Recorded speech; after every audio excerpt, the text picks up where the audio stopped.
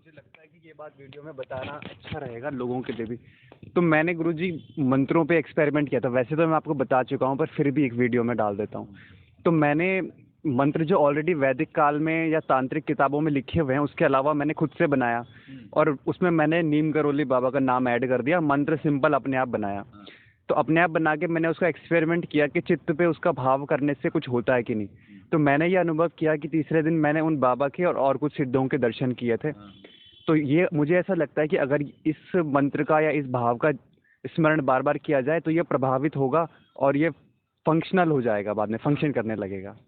तो ये मेरा अनुभव था। तो ऐसे तो कोई किसी भी सिद्ध को या किसी का भी किसी से भी कनेक्शन जोड़ सकता है। हाँ। भाव ही करना है बस। तो देखिए, मंत्र जो है ना, ये भी भाव है। तो हमारे यहाँ एक हठ योग परंपरा है, उसमें औघड़ परंपरा भी है। औघड़ का अर्थ होता है अगढ़, जो सुसंस्कृत नहीं है, अगढ़ है। तो उनके जो मंत्र होते थे उनको वो स्वयं ही बनाते थे। न वो वैदिक मंत्र होते थे, पौराणिक भी नहीं होते थे। वो जो है ना देहाती भाषा में मंत्र होते हैं और वो नाथ परंपरा से चले हैं।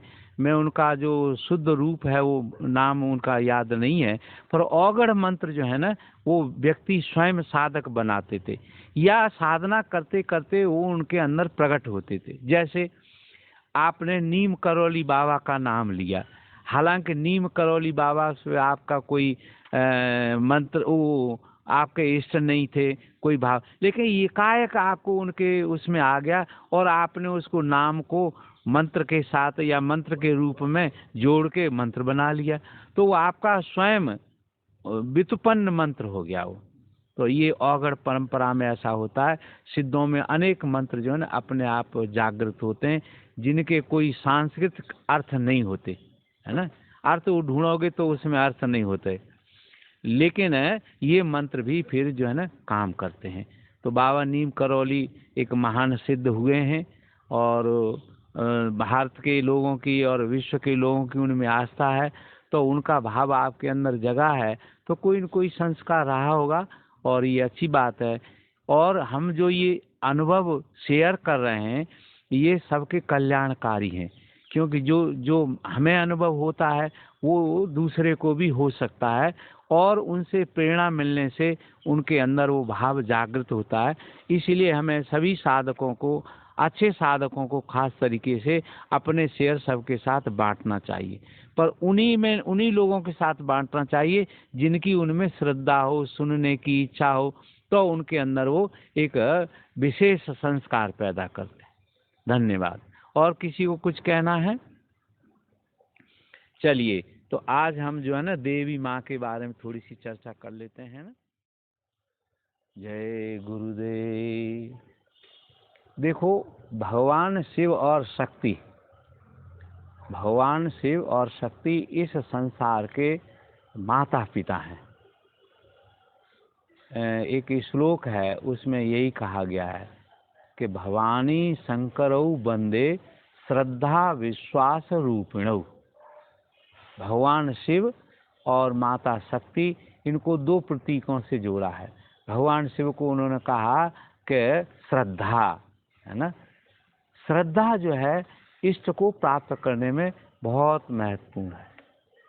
हम श्रद्धा कर लें तो तत्काल ही इष्ट के दर्शन हो सकते हैं, क्योंकि श्रद्धा ही मूल्यवान है।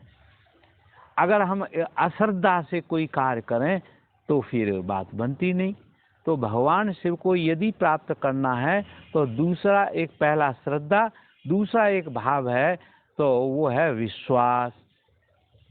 क्योंकि विश्वास होने से फिर वो भाव जो है वो दृढ़ होता चला जाता है। अर्थात यदि आपको भगवान शिव को प्राप्त करना है तो माता शक्ति जो है, जो विश्वास रूपिणी है, उसका भी हमको उनकी हमको सहायता लेनी चाहिए। तो जहाँ जहाँ आपका जो है ना विश्वास होगा वहाँ श्रद्धा बढ़ती चली जाएगी, और विश्वास श्रद्धा दो चरण जो हैं वो आपको इष्ट देवता तक ले जाएंगे। तो आजकल का जो समय चल रहा है, नवरात्रि का समय है, माता का ये समय है। माता इस समय सारे ब्रह्मांड में विशेष रूप से प्रकट हुई हैं।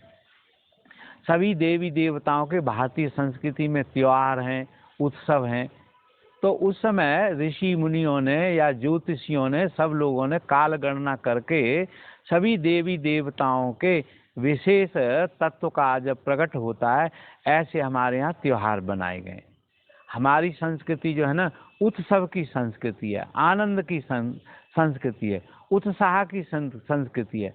आदमी कार्य करते करते संसार में अज्ञान की वजह से दुखी हो जाता है, निरुत्साह हो जाता है, ढीला पड़ जाता है, सुस्त पड़ जाता है, निराश हो जाता है।